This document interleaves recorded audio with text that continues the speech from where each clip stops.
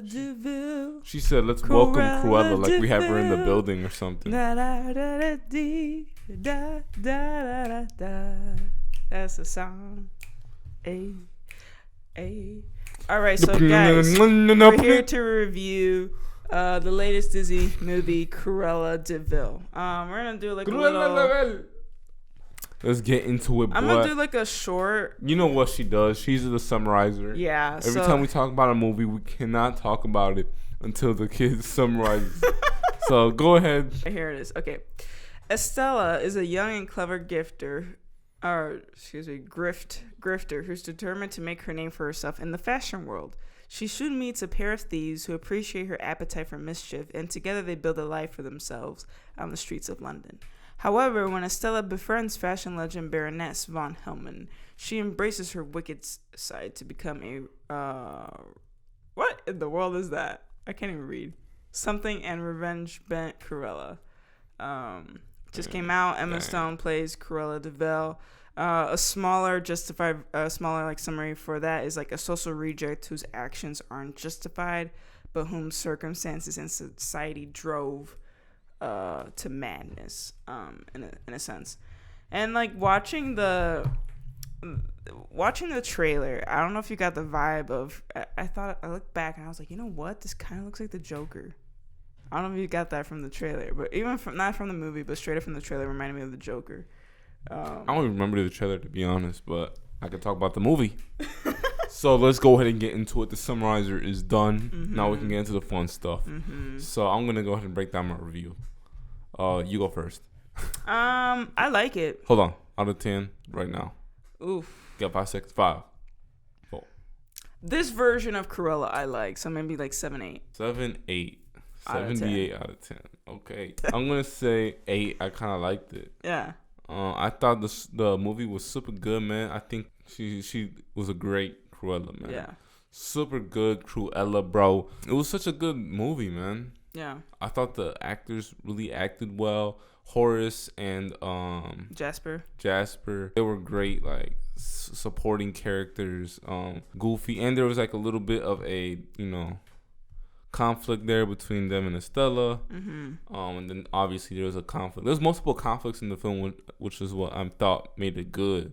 Because there was even one with the Baroness. Yeah. I like the movie a lot. It's very long, but I think it doesn't. There's some moments where it may go drag a little bit, but not really. Like for the length it is, they do a pretty good job covering it. So yeah, I think it is a pretty lengthy film. It's 2 hours and 17 minutes. Yeah, dude, your butt is gonna get numb. I think that Jess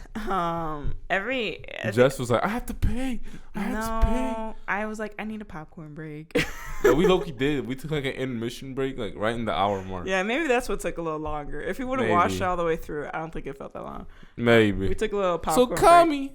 But I did, while watching the movie, I compared, my mind goes to like different films. For sure. So like the trailer reminded me of the Joker, the film essence of the film, because Cruella does love fashion. She's trying to make her name in the fashion world. So my mind literally reverted to The Devil Wears Prada. And I don't know if you guys have seen that movie. It's a great movie. It's with Anne Hathaway and Meryl Streep. Fantastic movie. If you haven't watched it, it's a great movie. Yeah. Literally about fashion also as well.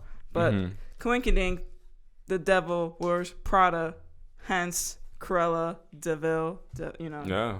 Play on words there. But my whole point of the movie, I which is what I didn't want them to do, which I thought they were gonna do.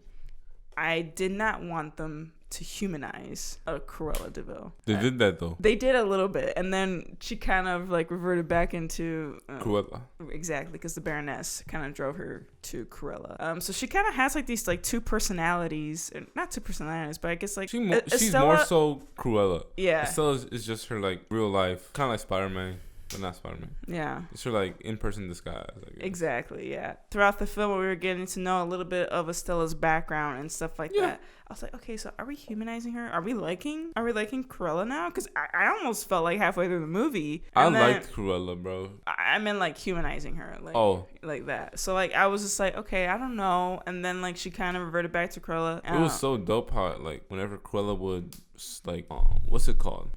Like crash through one of the Baroness's like art showings or speakings. Like that was crashing it basically. Yeah, whenever she would crash it, it was just so fun, bro.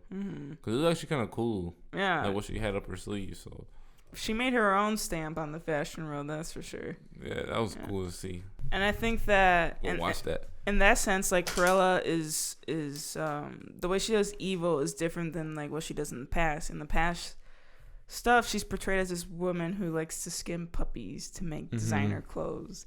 There was a reference to that where she's oh, I think that'll be a great fur coat. She actually didn't. But her earlier monikers, she did skin puppies in the past to make fashion out of it. So it's interesting how they tied in little versions of Cruella, how they portrayed her back then and how she's portrayed now. But there's also a mid-credit scene. So you guys, if you guys are, that has to do with the Dalmatian puppies that Cruella sends off to 2 people for surprise gifts. So she sends Perdita, which goes to Anita Darling, which is the reporter. And then Pongo to Roger.